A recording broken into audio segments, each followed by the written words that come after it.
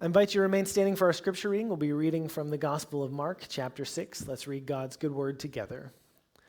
Jesus said to them, "Come away to a deserted place all by yourselves and rest a while, for many were coming and going, and they had no leisure even to eat." This is the word of the Lord. Thanks be to God. Amen. You may be seated.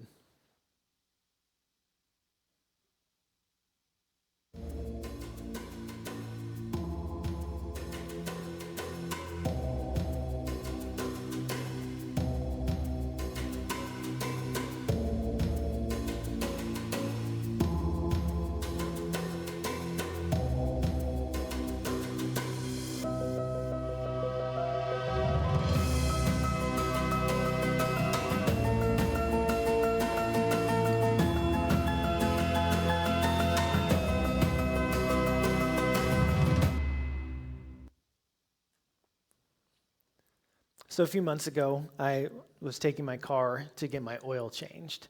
And I'd made an appointment and came in, dropped off my car, and walked into the waiting room, and I started to wait. And then I waited, and I waited, and I waited. And it got to the point where so I know how to change my oil. I'm not particularly skilled at it, but it got to the point where I could have changed my own oil, and more time continued to pass as I was waiting. And I thought, okay, why did I have an appointment if I was just going to sit here all morning? Anyway, so that's kind of the mind frame that I was in as I was waiting. And then they came out and they had gotten my car up. They hadn't finished yet, but they told me while they were checking it out, they noticed that my wheels were out of alignment. And I was like, I've spent half my day just waiting for my oil to get changed.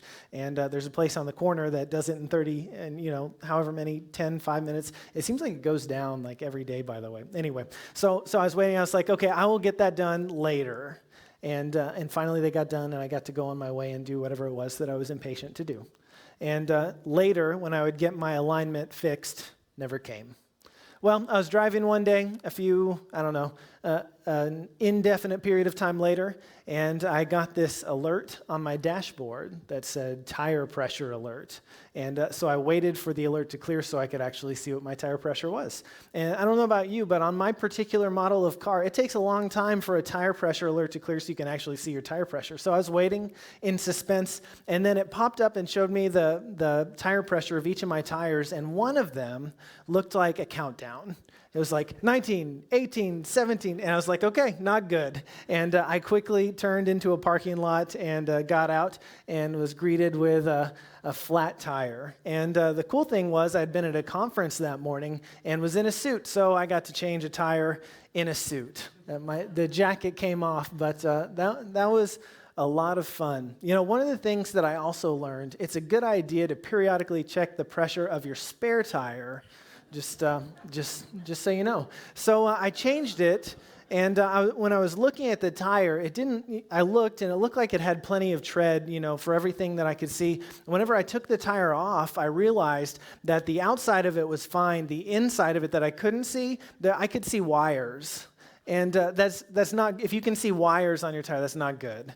And so I realized, like, all of this, I'd been driving on this. I was really fortunate that something hadn't happened while I was on the interstate, but I've been driving on these tires that were terrible. They looked fine on the outside, but because the alignment was off, all the wear was happening on the inside of the tires where I couldn't see them. And so anyway, I got it. It was okay. I was in South Oklahoma City, so I took May all the way up to home up here and bought some new tires, and I also was reminded that my perception of how much tires ought to cost is way too low. But anyway, so that's fixed. And next time I'm told I need to get my alignment fixed, I'm going to do it. But we sometimes feel like that, and like we're out of alignment. And I don't think that's just true for our tires. It just feels like sometimes we're really just trying to do the stuff we have to do to get through the day. I've just got to get through this so I can make it to bed and collapse into my recliner for a while before I go to sleep. And just got to get it. And we don't even have time to think about, am I spending my time the way that I want to? Am I spending my time in a way that is aligned with my priorities? And a lot of times we just have to go. And what happens is whenever our priorities, our values, our schedules are out of alignment, things begin to break down, right? You find yourself on the side of the road and you're thinking, okay, how did I get here? This is not the place that I was aiming for. But here's the reality that we live in. Most of us are running so fast, we don't even have time to ask whether we're living in alignment, right? It's not, how am I spending my time today in a way that is aligned with my values? It's like, no, I've got to get kids fed, and then they've got to take a bath, and then they have to go to bed, and then I've got to just try to breathe for a little bit before I have to go to bed. That your mileage may vary or life stage may vary, but a lot of days just feel like that. And we just have to get through today, and things will slow down whenever we get to insert next milestone, right? For me, I was just waiting for things to slow down once we would get past Christmas. And now I don't know, maybe it's after we get past Easter in the church world, but you know how it is. You wait till things slow down, and then it's time for the next thing, and they don't slow down. And we live in a society that makes it really hard to slow down. Things just seem like they're accelerating. There's a German social theorist who talks about it as the phenomenon of social acceleration, where you have to go faster and faster just to keep up. And I think about, whenever I was a kid, it seemed like if you were playing AAU basketball, that meant you were really doing well. You were really trying to play in college or something like that. And now it feels like you have to play AAU during the summer if you want to play in middle school. Right? I mean, it feels like a different world. I don't actually know that much about basketball, but anyway, I think you get what I'm getting at. We have to do more and more, and we have to learn new technologies and figure out how to use them well if we're just going to keep up. And that just continues and continues so that we're all exhausted. You know something interesting? There's a study recently that found that we actually have more leisure time than past generations. But does anyone feel like that? No, no one believes that. They're like, Brandon, that is not a true statistic. But we have so many options now, so many different ways that we can fill it that it doesn't feel like we have more time because there's increased pressure that we're dealing with. And so everything in society is making us feel like we just have to go faster and faster and do more and more. But here's the thing I have to remind myself, if I'm tempted to blame that on society, I have to remind myself that we may live in a society that makes it hard to slow down, but it's still a choice. If my life is crazy, then I have a lot to do with that.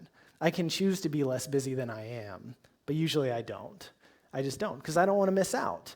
Because there are so many great opportunities that I have, or there are things that I feel like I have to do, or there are things that my kids could do, and I don't want them to miss out on something. And here's the thing, we don't want to miss out, but striving not to miss out on anything, it's a surefire way to ensure that we miss out on the most important things. Right? If we're just going from thing to thing, from event to event, from task to task, then we're going to miss out on the people that we're actually trying to do those things with. And we won't actually get to spend time with the people that we're trying to spend time with because we're too busy doing all the things so that we don't miss out on anything. Does anyone feel like that? That's what my life feels like a lot of days. And it's hard for us, even whenever we are present, to be present because we're thinking about the next thing. And, there'll be days whenever I'm sitting at the dinner table and I start thinking about something that happened earlier in the day, or there's a task that I left unfinished and I've got to figure out when I'm going to do that. And then I hear, Dad, are you listening to me? And the answer is no, because my brain is somewhere else, right? I mean, I may not be doing something else, but my brain's I'm trying to think of what's the next thing that I've got to do. And Rowan Williams talks about that. He talks about this with regard to our prayer life. Sometimes we try to spend time in prayer with God, but it's difficult to actually still your mind, to still your spirit, and to be present. And I love the way that I think how he says it is so spot on. He said, it's been said that the real problem in prayer is not the absence of God, it's the absence of us. It's not that God isn't there. It's that 9 times out of 10, we are not. We are all over the place, entertaining memories, fantasies, anxieties. God is simply there in unending patience saying to us, so when are you actually going to arrive? When are you going to sit and listen, to stop roaming about and be present? And I think about that. That's true in a lot of aspects of my life. And I can kind of ask myself the same question. So Brandon, when are you actually going to be present instead of just trying to figure out what the next thing is or being somewhere else or what you can accomplish? I mean, that's kind of the sickness that we have as a society, that we've always got to be working on the next thing. We've always got to be productive. That's how we show our worth. That's how we prove our worthiness in society is what we can accomplish. And, whenever we're at home, we've got to figure out how can we do the things that we do even better? How can we optimize so that I can put away all of my laundry in 15 minutes instead of 17, which is where I was last week because I have a metric with that. But I wonder, are we going to have like activity trackers soon that are going to be like 17 minutes spent folding laundry? Yeah, maybe. And then we can optimize it and we can get it down to 14. That's not really the way that I want to live my life. And yet that's where I find myself way too often. And so during the next few weeks, we're going to be looking at the life of Jesus and what he has to say to us about living a life that's actually aligned, because that's what he shows us in his life, is a life that's actually aligned with the things that are most important. And one of the great reminders we got in last week's sermon when Bishop Jimmy Nunn was here is he reminded us that what Jesus says is the most important thing, the two most important things are loving God and loving others. And then whenever those things are in alignment, the other things take care of themselves. There may be things that are hard, but if those are in alignment, things will take care of themselves. And so that's what we're trying to do, because what Jesus says, the reason that he came, this is what he says in John 10:10, he says, the thief comes only to steal and kill and destroy. I feel like maybe we could substitute hurry for the thief there. Busyness comes only to steal and kill and destroy. But why did Jesus came? He said, I came that they may have life and have it what? Abundantly, an abundance of life. And he does that. He doesn't just tell us about it as he's doing here, but he actually models abundant living. He shows us through the way that he lives what it looks like for us to live that kind of life. A lot of times we pay a lot of attention to what Jesus says about himself and what the church has said about him, the things that we believe about Jesus. We pay a lot of attention to his teachings. Well, at least ideally we do. Maybe we don't do that. But a lot of times we don't pay attention to the things that he actually does, the way that he actually lived in the world. And that teaches us a lot. And whenever we think about that actually can change things for us, because our goal is to live as disciples of Jesus. Or maybe another way of thinking about that is as his apprentices. Because disciple is one of those words that's become so churchy, like it doesn't mean anything besides it's something that you say at church, right?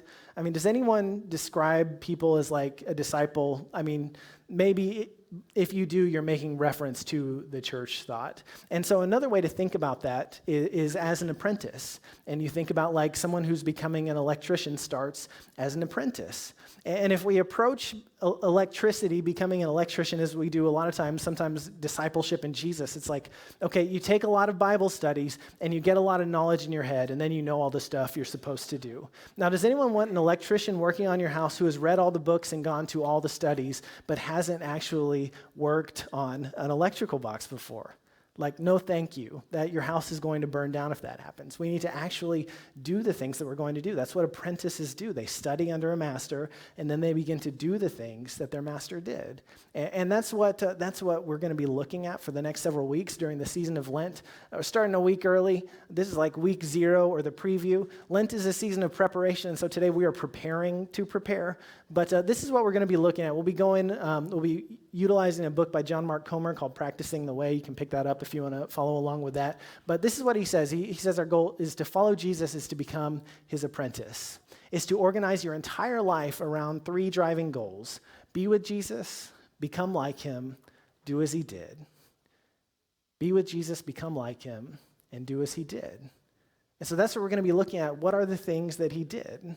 How can we do those things? We have to know what they are before we can do those things. How can we spend time with him? How can we become more like him? That's what will be over the next few weeks. And if we look at his example, one of the things that he shows us is he frequently withdrew and prayed and rested. And so you can find examples of this all through the Gospels here, just a few. This one's from the beginning of his ministry in the Gospel of Mark. It says, that evening at sunset, they brought to him all who were sick or possessed with demons, and the whole city was gathered around his door. And so this was someone who was in demand, right? It wasn't just that Jesus didn't have a lot going on. People wanted his attention. But the way that he spent his time is instructive for us. And in the next morning, while it was still very dark, he got up and went out to a deserted place, and there he prayed. And Simon and his companions hunted for him. When they found him, they said to him, everyone is searching for you. And it's kind of like, I imagine Jesus felt kind of like someone with small kids who's tried to go to the bathroom, and it's like, everyone is searching for you. You get no moments of peace. But Jesus prioritized that. Despite the fact that everyone was searching for him, he made intentional time to withdraw. I think he even went to a deserted place so that people would have a harder time finding him, because he knew how important it was to get away in order to spend time with God. We also read about it later in the Gospel of Luke, later in his ministry. It said, now more than ever, the word about Jesus spread abroad. Many crowds would gather to hear him to be cured of their diseases, but he would withdraw to deserted places and pray. And so this was part of his rhythm. He would be in ministry, he would heal people, he would care for them, but he would also take time to withdraw and to pray. He had this rhythm of working and not working. And this one may be my favorite. This is when his disciples were, they'd just been teaching and were getting onto the Sea of Galilee. And it says, when he got into the boat, his disciples followed him. A windstorm arose on the sea, so great that the boat was being swamped by the waves. But he was what? Asleep.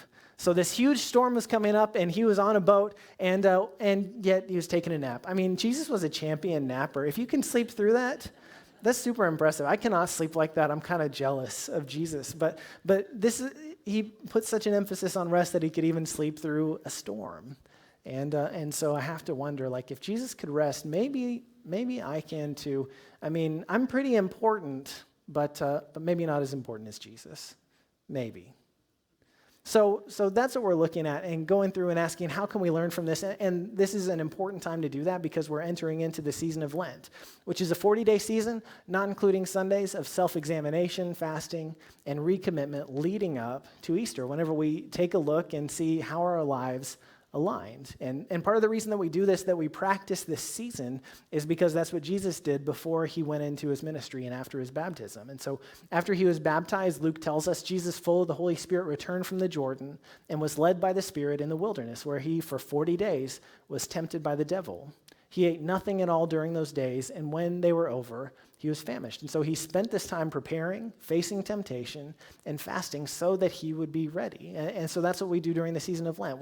We take time to reflect, to prepare ourselves. In many traditions, there's fasting. I don't know if you've noticed, but this is the time of year when you start to see fast food fish sandwich commercials.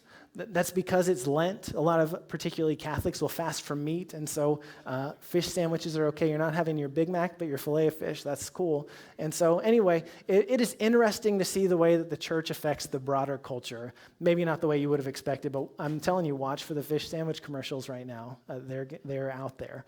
But this is what the season is about, not necessarily eating more fish sandwiches, but taking a look and asking where our lives are out of alignment with the way of Jesus. And we begin to realign them, to realign our values, to say, how am I spending my time? Is that alignment with the way that Jesus shows me and the way that he tells me to live? Is it in alignment with loving God and loving my neighbors? And one of the ways that we can do that is to actually practice the things that Jesus practiced, to actually put into practice the things that Jesus practiced, to live our lives by the rhythms that Jesus lived his. And this is how John Mark Comer talks about that. He says, Jesus' life rhythms, or the details of his lifestyle, have come to be called the spiritual disciplines. Whatever you call them, these habits, practices, or spiritual disciplines are how we follow Jesus. They're the things that we actually do. And so whenever we talk about the spiritual disciplines, the means of grace, spiritual habits or practices, you can call it maybe not whatever you want, but a lot of different names. And so whenever we talk about things like prayer, reading the Bible, spending time in community, fasting, serving others, all those things, we do them because that's what Jesus did, because these are things that Jesus actually did with his life. And whenever we practice those things, we open ourselves to God's transforming power.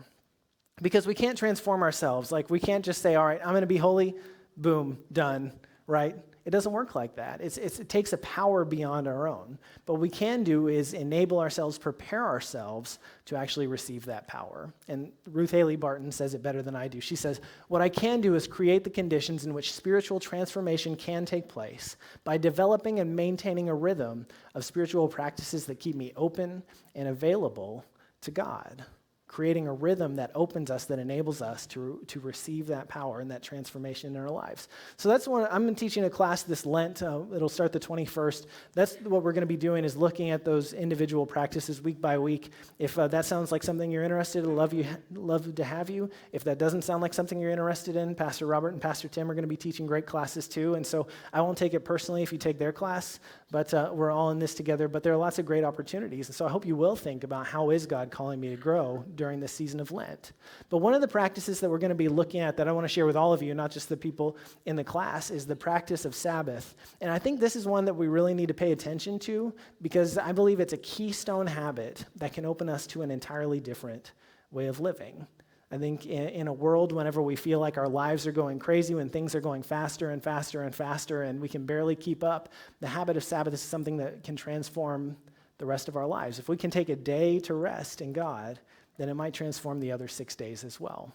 And if you've grown up like me, maybe Sabbath is something that you like heard about in church. I remember when I was a kid, we learned the 10 Commandments, and one of those is remember the Sabbath day and keep it holy. And so what that meant was I went to church on Sundays, and then I didn't have a job, so I was really good at the not working part. I was 100% on Sabbath observance, at least by that measure. But it seems like something, it's what do I do with that if I don't have a job? Does that actually mean anything then? And for a lot of people, it just feels like you shouldn't do anything. This is, for some people growing up, this is a day we couldn't go out to eat, because it was the Sabbath. And so we just stay home, and I have to go lay on my bed and be bored all day. And I think that is not the vision that God has for us. It's actually something that is much bigger.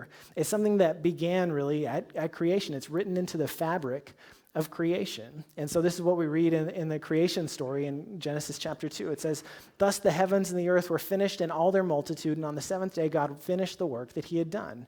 And he rested on the seventh day from all the work that he had done. So God blessed the seventh day and hallowed it, because on it God rested from all the work that he had done in creation."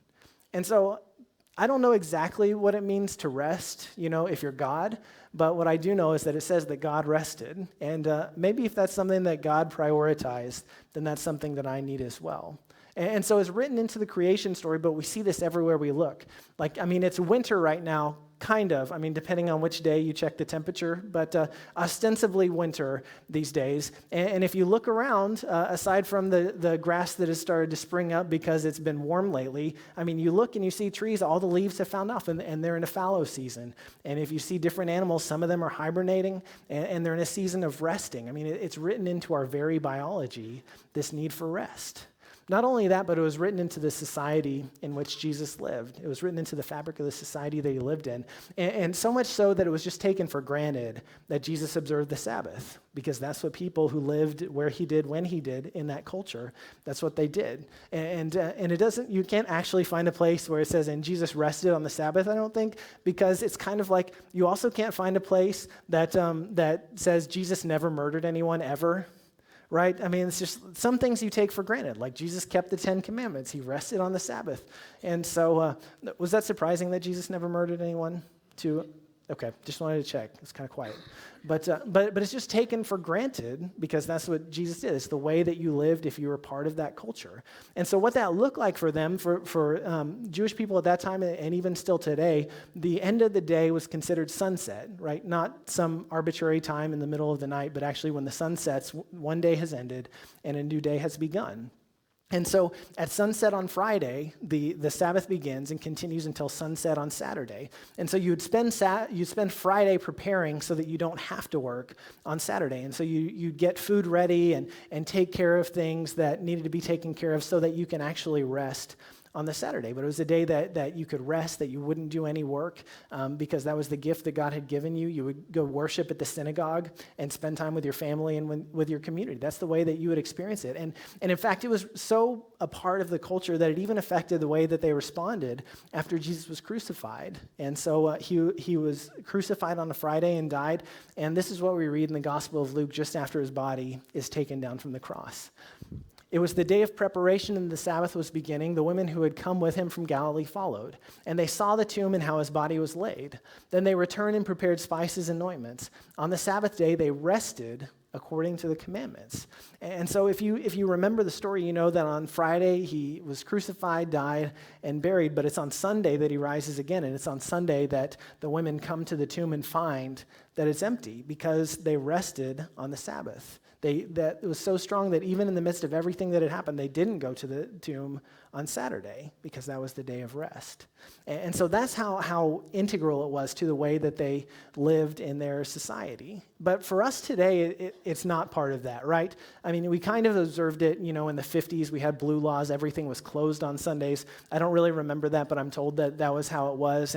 And you can say there are good and bad things about that, right? We live in a multi-religious society, and so there are things about that are beneficial from that perspective. But for us, it's really go. Everything, most things are open on Sundays, and especially in a world where we can get work email anytime and any place, it can just continue to come at you night and day. And for a lot of us, Sabbath can feel like an imposition, like an obstacle or like an inconvenience, like something that I just have to do. And for a lot of my adult life, that's kind of how I've treated it. And Sabbath was basically just a day that I don't go into the office and try not to check work email. Does anyone get excited about that? Like, wow, today I'm going to try not to check work email. It's going to be an awesome day. Like, no, that is not particularly inspiring, I don't think. I mean, maybe it is for you, but hey, what's your success rate on not checking email? Are you at 40%? Nice. Okay. That's not a metric that people are excited about. And actually, if we look at it, if we look at the way that it's practiced, Sabbath is much more than simply not working, although it's not less than that. It includes not working, but there's much more than that. And for the people in Israel, Sabbath was a day of freedom. It was a day of freedom. It reminded them that God had set them free. And so one of the things that you notice if you read the Ten Commandments, you see that the commandment to keep the Sabbath is the longest. It gets the most explanation, and you can find it in two places in Scripture. One of those is Deuteronomy 5, and this is how that commandment reads. It says, "Observe the Sabbath day and keep it holy as the Lord your God commanded you. 6 days you shall labor and do all your work, but the seventh day is a Sabbath to the Lord your God. You shall not do any work, you or your son or your daughter, or your male or female slave, or your ox or your donkey, or any of your livestock."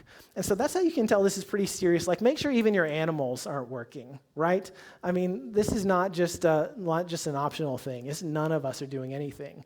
Or the resident alien in your towns. And so you can't find people who are vulnerable and put them to work and just have them do it for you. This is a day when, as a society, we're all resting, so that your male and female slave may rest as well as you. Remember that you were a slave in the land of Egypt, and the Lord your God brought you out from there with a mighty hand and an outstretched arm. Therefore, the Lord your God commanded you to keep the Sabbath day. And so the Sabbath in Deuteronomy is grounded in the fact that once they were slaves, and Pharaoh did not give them days off. But now they have a God who allows them to rest when they can actually stop from their labor and enjoy the freedom that God has given them. And so I think about that and I'm like, and yet whenever I choose to work on the Sabbath, like, am I willingly going back to captivity? I mean, that's in essence what I'm choosing.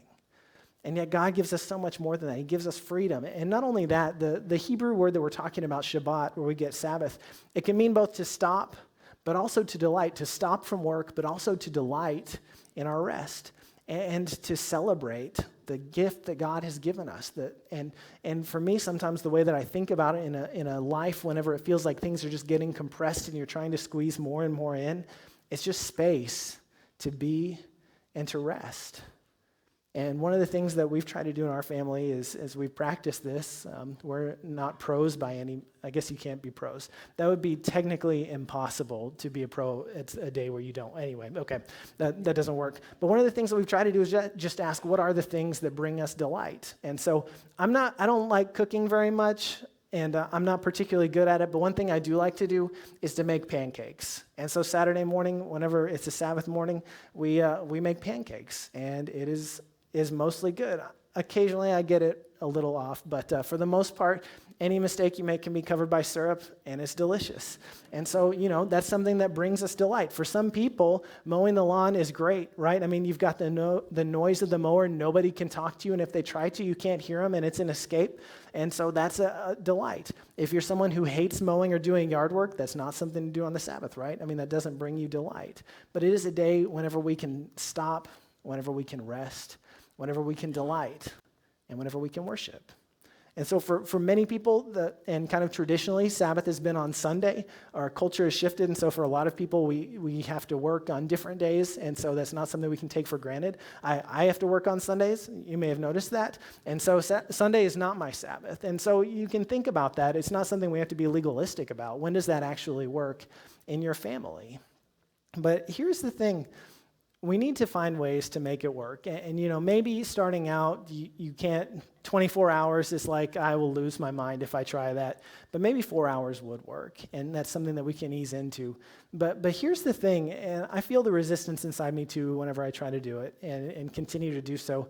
But if I'm too busy to give God one day, how am I going to make room for God to transform the other 6 days?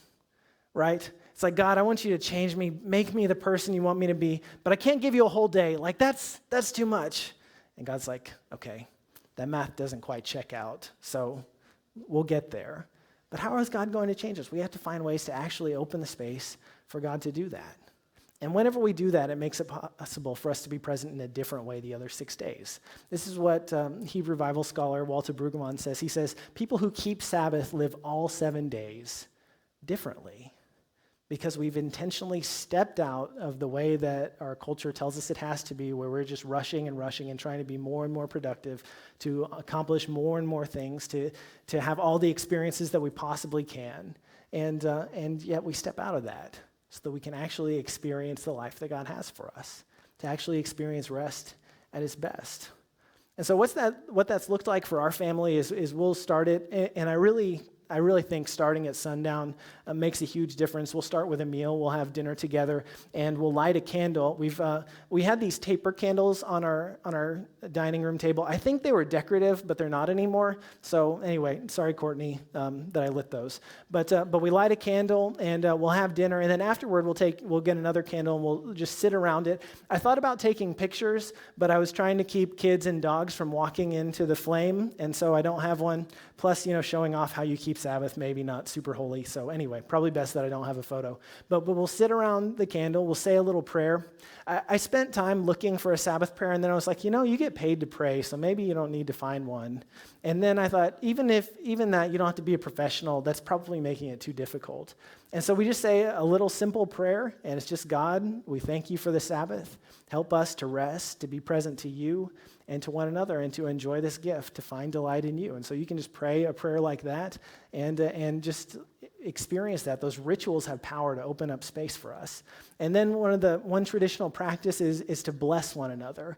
And so I'll just say blessings over my kids. And the first time that we tried this, they both had stomach bugs, and so I just put my hand on their forehead and it was like, God, heal your body and give you rest. And that was pretty much it. And it's super simple, but also super powerful, just to bless one another. And so Courtney and I will say blessings over each other as well. And it doesn't have to be profound, but it really creates a beautiful moment. And one of the things that I found whenever I actually slow down is I see things, I notice things that I usually don't.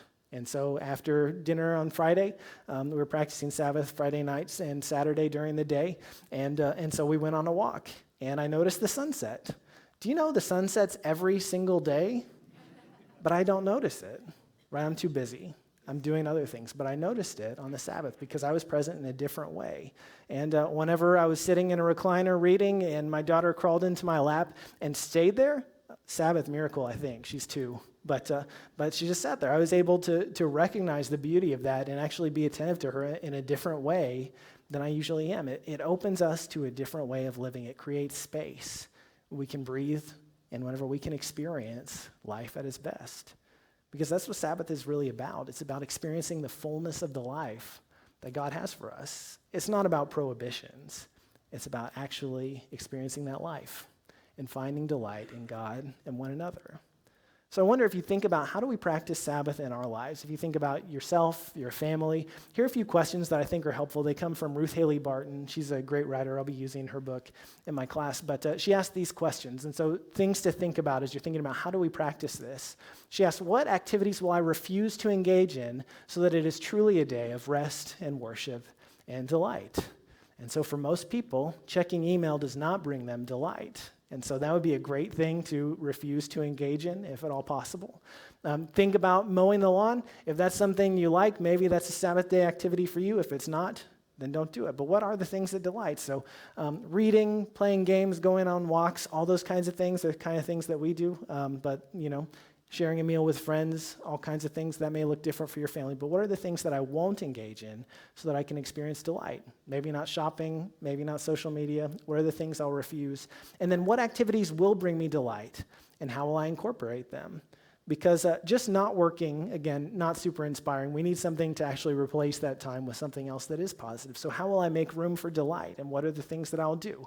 And she also notes, maybe you don't plan it out super tightly to where, okay, we're going to go to the zoo at 9, and then we're going to go out to eat, and by 11 o'clock, we're going to be here, right? If you're trying to keep everyone on schedule, maybe you're not going to have the Sabbath presence with your family. You're ruining Sabbath for everyone. Get in the car, get your shoes on. That's not the way that I want to show up. And so if we just hold that lightly, I want to go on a walk in the morning, nap and read in the afternoon. That's probably good. But what are the things that I'll do that'll bring delight? And then, this is important, actually put it on the calendar. Put the date on the calendar and pray that God will help you to honor the Sabbath and to keep it holy. You might just pray, God, there are a lot of things going on in my work life and people call me all the time. Help me to trust you enough that I can say no to those. Help me to see what are the things that I need to tend to ahead of time, and then help me to trust you with everything that happens after that, and actually experience the rest that God gives us, because it's a beautiful gift. And I think I can be present for my family and my friends in a different way whenever I actually practice Sabbath.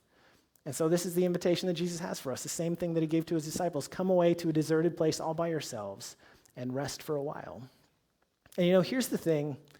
If we practice Sabbath, we're going to miss out on things. Like I promise, you will miss out on things. You will not have every experience you possibly could.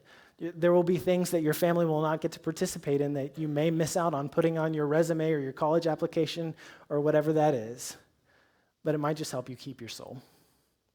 So I want to invite you to try to practice that with me. Here are action steps for this week. And first, I want to invite you to just choose to start Lent by worshiping with your community on Ash Wednesday. We'll be having a service at 7 p.m.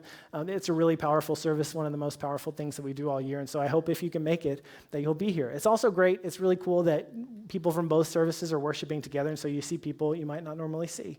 And I hope that you'll make that choice to be here on Wednesday.